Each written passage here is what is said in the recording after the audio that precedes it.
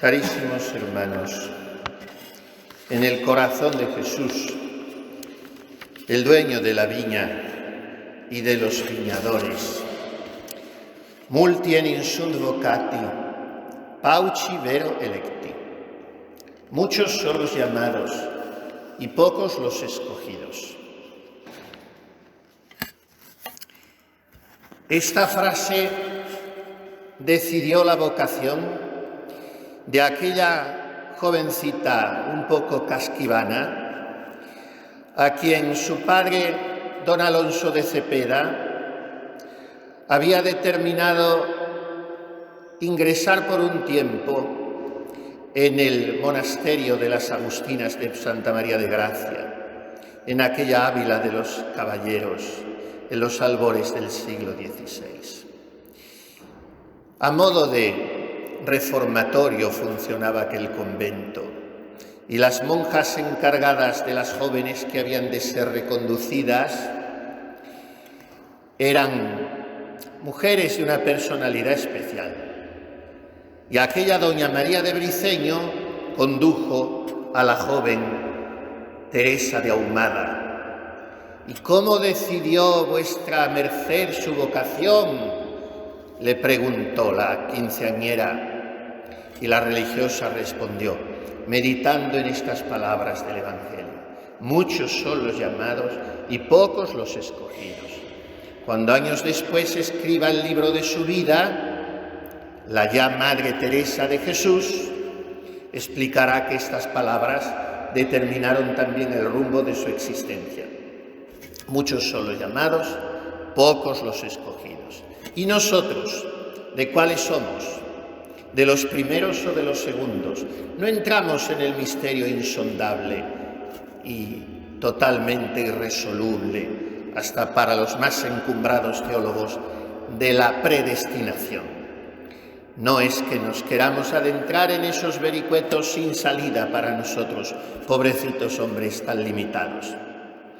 Lo que pedimos al Espíritu Santo hoy es la gracia de ser iluminados acerca del cumplimiento de nuestra propia vocación. ¿Cuándo hemos sido llamados y para qué? Lo segundo es claro: para la santidad, para el cielo, para obtener el denario de la vida eterna. Y lo primero, cada uno somos llamados en un momento de nuestra existencia. La parábola es muy hermosa, muy gráfica y muy expresiva.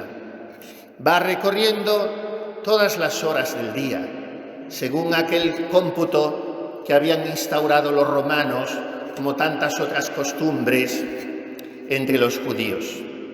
La hora de tercia es la del comienzo de las tareas, sobre las 9 de la mañana. La de sexta, el mediodía. Y la de nona, el comienzo, o según se mire, la mitad de la tarde, las 3 o las 4 de la tarde. Y la hora undécima ya es el final de la jornada, en unas latitudes donde anochece muy temprano.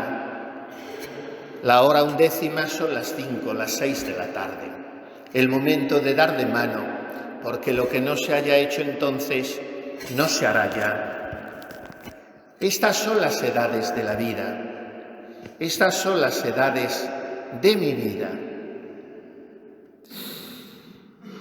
Estamos comenzando el tiempo de Septuagésima, las semanas que preceden a la Cuaresma, porque en los primeros siglos se reputaba muy poco el tiempo de 40 días para dedicarlo a la oración y al ayuno. Y ya en el siglo V surge la quincuagésima, una semana más de propina previa, y aún parecía poco. Y en el siglo VI se añade la sexagésima, y un poco después, en el siglo VII, la septuagésima, 70 días de preparación a la Pascua. Como 7 serán después las semanas de Pascua. Como 7 serán los dones del Espíritu Santo al final de Pascua en Pentecostés. Como 7 son los pecados capitales contra los que debemos combatir por medio de las 7 virtudes contrarias durante este tiempo de Septuagésima, en el que se ha enterrado el Aleluya después de haberlo cantado solemnemente ayer. En algunas partes todavía se hace un sepelio simbólico en el cual incluso físicamente en cierto jardín se sepulta un pergamino donde está escrita la palabra hebrea intraducible: Aleluya, alabad al Señor, haced fiesta, tocad panderos y timbales y cítaras y arpas y flautas. Todo esto se silencia en este tiempo de luto, en el que también se suprime el Gloria y en el que se incita a los fieles a seguir orando sin desfallecer, porque no se les despide ite missa est, sino que se les exhorta benedicamus Domino. Continuemos bendiciendo al Señor. Pues bien, en el origen de toda esta pedagogía precuaresmal está el gran San Gregorio Magno. Y este pontífice gigantesco es uno de los mejores intérpretes, no el único, porque son muchos los padres que investigan el sentido oculto de esta parábola, pero acaso el primero sea San Gregorio Magno. Y él la interpreta así: nuestra mañana es la niñez, la hora de tercia, la adolescencia, porque el calor que en esa edad se desarrolla es como el del sol cuando sube a lo más elevado de su carrera. La hora de sexta es la juventud, época en que el hombre adquiere toda su robustez, y la de nona es la vejez, edad en que falta el calor de la juventud, como al sol cuando se retira de los puestos elevados de su carrera. Por último, la hora undécima es la edad que se llama decrepitud o veteranía. Estamos todos dentro de ese cómputo horario que abarca la existencia entera. Hemos pasado la niñez. Algunos afortunados, no pocos de los que me escuchan aquí, están en las que llama San Juan de la Cruz las frescas mañanas escogidas. En aquella canción bellísima, como todas las de su cántico espiritual, de flores y esmeraldas, en las frescas mañanas escogidas, haremos las guirnaldas en tu amor florecidas y en un cabello mío entretejidas. ¿Cuáles son esas guirnaldas? Las que se entretejen en el hilo de la fortaleza. ¿Qué flores se engarzan en ese hilo? Las de las virtudes. ¿Cuáles son las mejores virtudes? Las que se adquieren en las frescas mañanas. ¿Cuáles son estas mañanas frescas? Las de las dificultades y las luchas, el frío, y las de la juventud, la mañana de la vida. Esta es la bellísima explicación que ofrece el doctor místico, fundador de esta santa casa. Los que estén en las frescas mañanas de la juventud, en la hora décima, no dejen pasar al dueño de la viña cuando les vea ociosos y quiera encomendarles el trabajo para la vida eterna. Porque el encuentro con Dios en la juventud, los propósitos que en ella se forman, las determinaciones que en esa edad se emprenden, marcan el ritmo y la tonalidad de la existencia entera. Bienaventurado el joven que no deja escapar la hora de tercia y no llega ocioso, desoficiado y, lo que es peor, desilusionado y tibio, a la de sexta o a la de nona, porque nadie le garantiza que siga esperándole el dueño de la viña en la hora undécima. Tiene San Agustín una frase estremecedora que reza así: Timeo Jesum transeuntem et non redeuntem. Temo a Jesús que pasa y que no vuelve a pasar. Es que no nos ofrece una segunda y tercera y cuarta oportunidad el buen Jesús, muy al contrario, Él siempre nos tiende su mano, pero cuando nosotros estamos receptivos para escuchar su voz y lo que es cierto, con aquella gracia particular, especial, gracias actuales las llaman los teólogos, con la que pasó aquel día, a través de aquel acontecimiento, de aquella persona, de aquella conversación, de aquel libro, de aquella muerte, con aquella gracia no volverá a pasar más. Y se produjo a la hora de tercia, y tú estás ya en la de sexta o en la de nona. ¿Qué estamos haciendo con nuestra vida? No dejemos escapar las gracias de Dios. Sigue diciendo San Gregorio Magno en su homilía colosal a este Evangelio. Estuvieron ociosos hasta la hora 11 todos los que se retrasaron en vivir según Dios hasta última hora. Y sin embargo, a estos, si se convierten, los llama el padre de familia y muchas veces los recompensa en primer lugar, porque mueren y van al reino antes que aquellos que son llamados desde los primeros años de su infancia, pero se acostumbran y se abandonan a la rutina y a la tibieza. Ahí tenemos el caso del buen ladrón, por ejemplo, y de tantos otros que llegando los últimos, como nos dice el Señor en el Evangelio, se ponen los primeros, porque son más fieles y generosos con Dios que los que parecían primeros porque llevaban toda la vida en primera fila y en la última en su fidelidad. Las palabras, en este caso es Orígenes el que explica el Evangelio.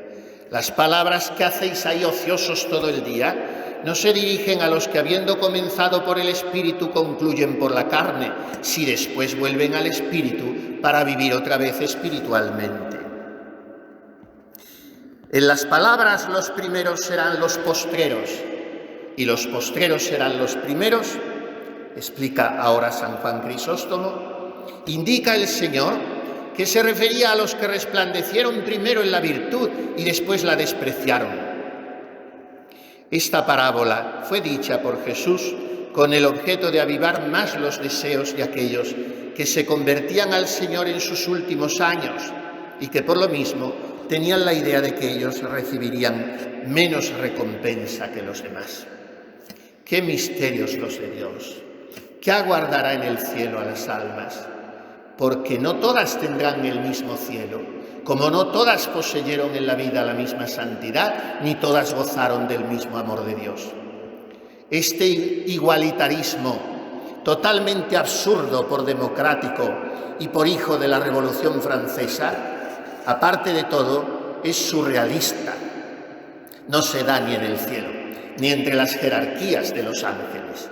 No hay dos almas iguales, no hay dos seres igualmente amados por el Señor, siendo así que todos somos amados por Él. La tentación diabólica es la de la envidia espiritual. Murmuraban contra el padre de familia diciendo: estos últimos solo han trabajado 1 hora y los has igualado con nosotros, que hemos llevado el peso del día y del calor. ¿A ti qué te importa?, dijo el Señor. A Pedro, cuando se volvía atrás y miraba a Juan Evangelista que les iba siguiendo en aquella última aparición del resucitado: ¿y con este qué va a pasar? ¿Se va a quedar aquí hasta el fin del mundo? ¿Eso a ti qué te importa?, le respondió Jesús. Tú sígueme, preocúpate de salvar tu alma y de santificarte, y deja que los demás salven la suya ayudándoles en su camino, pero no abandonando el tuyo para ocuparte del de los demás, porque la caridad bien entendida empieza por uno mismo. Por tanto, desechemos toda envidia espiritual, toda comparación nuestra con los demás, tanto si son llamados a la hora tercia como a la 11. El Señor sabe sus misterios, nosotros hemos de seguirle, recordando aquella oración con la que rezan muchas almas. Das al vespertino lo que al mañanero, son tuyas las horas y tuyo el viñedo. A lo que sembramos, dale crecimiento, tú que eres la viña, cuida los sarmientos. Hora de la tarde, fin de las labores. Esto podemos decir al final de nuestra vida. Al romper el día nos apalabraste, cuidamos tu viña del alba a la tarde. Ahora que nos pagas, nos lo das de balde, que a jornal de gloria no hay trabajo grande. Por tanto, soportemos con alegría pondus diei et estus, el peso del día y el calor de la jornada. La opresión, a veces martilleante, de las tentaciones, las dificultades y persecuciones del mundo, no importa. Sigamos mirando el corazón de Jesús. Él es el divino viñador y es al mismo tiempo el dueño de la viña y de los sembrados. Haga la intercesión de la Santísima Virgen María, refugio de los pecadores, que en este tiempo de Septuagésima hasta la Pascua, en este tiempo de penitencia, seamos nosotros fieles a la voluntad del divino viñador, sin quejarnos nunca, ni de nada, ni de nadie, ni de nosotros mismos, ni por fuera, ni por dentro, y cumpliendo siempre la voluntad de Dios, la que desea llevarnos al cielo, porque Él no quiere otra cosa, sino que todos los hombres se salven y lleguen al conocimiento de la verdad. Así sea.